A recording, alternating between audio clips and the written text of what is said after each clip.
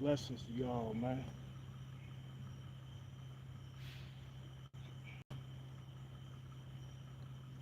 I wasn't even about to come on tonight, but I've been pushing it back too long. So I said, let me hop on here. This is what I do at night. I come out and I sit,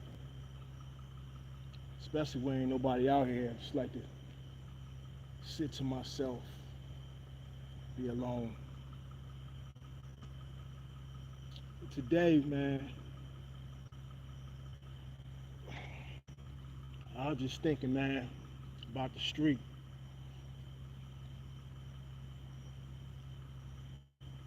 Thinking about the streets. And how all these niggas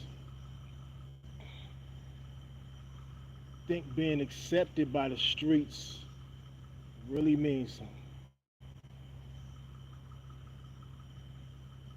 Type of ish be funny to me, man.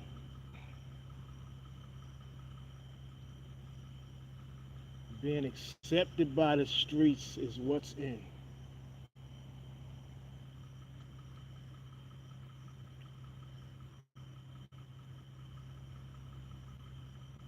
Type of ish make me sad, man.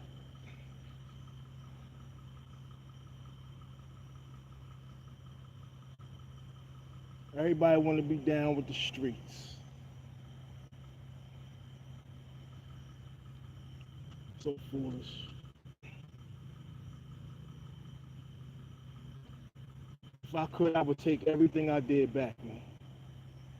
If I could, I would change that whole street journey and turn it into going to college.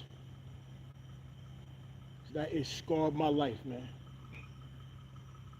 Scarred me for life.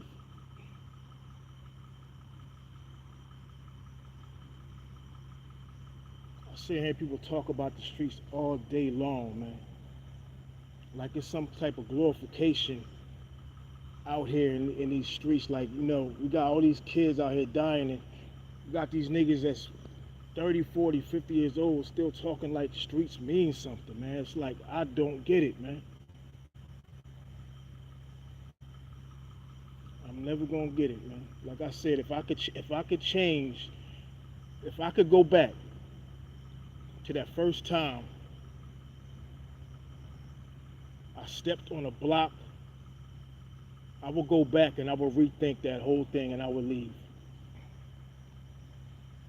The street scarred my life, man. Scarred me for life.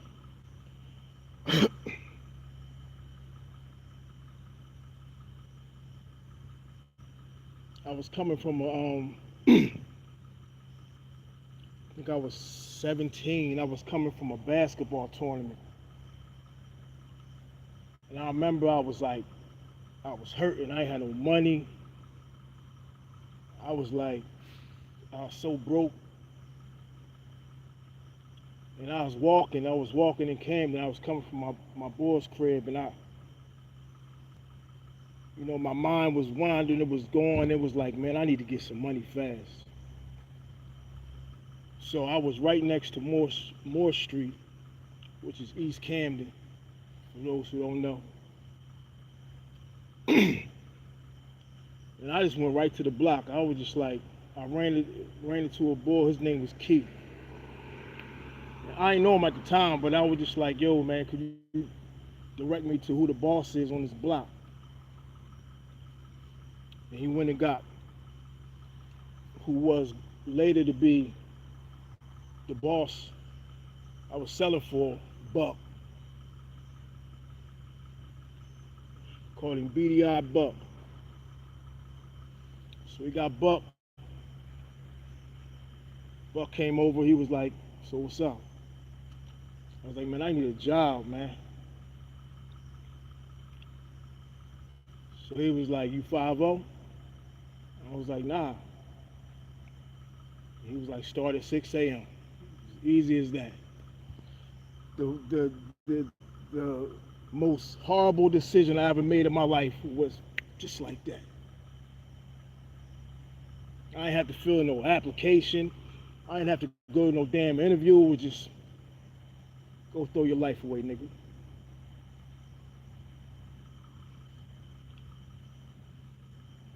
So I started selling a buck.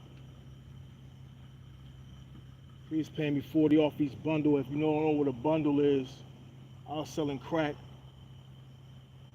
I was selling crack, so a bundle was 10 bags of crack, for those who don't know. So if I sold a bundle, I would get $40 off the bundle. So back then the block was off the chain. So I was selling like 20 bundles a day, sometimes more.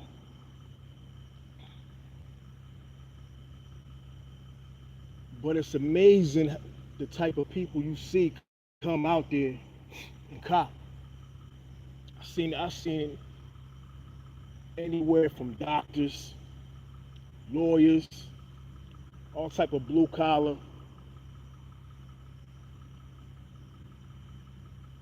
nurses. And when they came out, they wipe you out, man. Cause they ain't trying to do the back and forth every day. They'll come and grab 10 bundles and be out of there.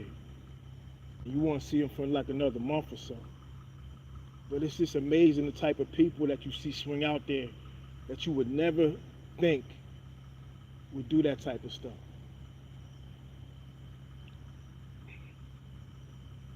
The stuff I seen, the stuff I done did, man. And all we like to do is be accepted by the streets. So after a little while, I think it was about maybe a couple months, Buck seen I was about my business. He seen I wasn't about no friendship, no nothing. I was about getting money, all business. So he moved me up to a soldier. I think back then, I'm like 6 foot, 200 pounds now. I was like 225, 6 foot 230. So you can imagine what type of work I was putting in. I was a fighter. I wasn't really too much into the gunplay. I mean, I shot some guns before, but I wasn't really. He sent me for the, if you need to go work a nigga out real quick and let him know something. That's what he was sending me for. But y'all 6 foot 225, 230. So we talk about rumbling. Niggas be talking about rumbling. That's nothing, man. I'll fight. What?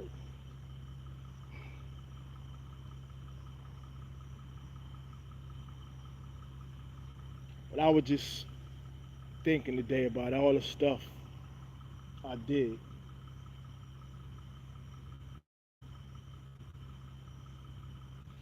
Like these niggas talk about this, it was that nigga. I was the call. If it was about to pop off, I was one of the niggas they was calling. I wasn't making no calls.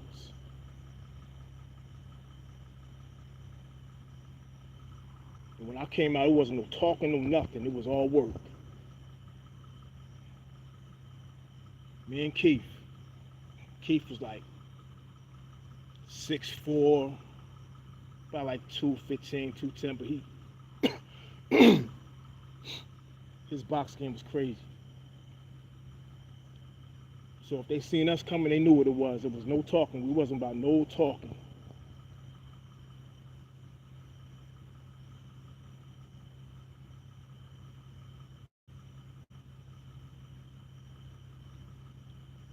I just reminisce about the streets, man, of today. So the conclusion to me in the streets, I'm not gonna go into too much about what I was doing. The conclusion to me in the streets, Buck died. He was on a high-speed motorcycle chase with the cops. He ran into a pole, flipped over, and died. My little man Rock died, who was my gunman. He got hog-tied in an abando, tortured, shot 2 times in his head. Keith, last time I seen Keith, he was high. So I'm guessing he's strung out. and we had a girl with us. Her name was Shell. She was the one that would set you up. If we wanted somebody real bad, we just sent her. She was bad, bad Spanish chick. She died of a drug overdose. I'm the only one sane.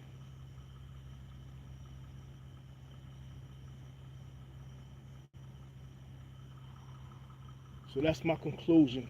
That's my end to the streets y'all niggas love so much.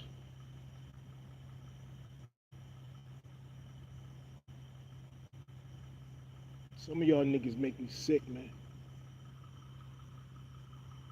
Glorifying death, destruction, horror. That's what we do now. We glorify it. At the ages of 30, 40, 50 years old, we still glorifying the streets.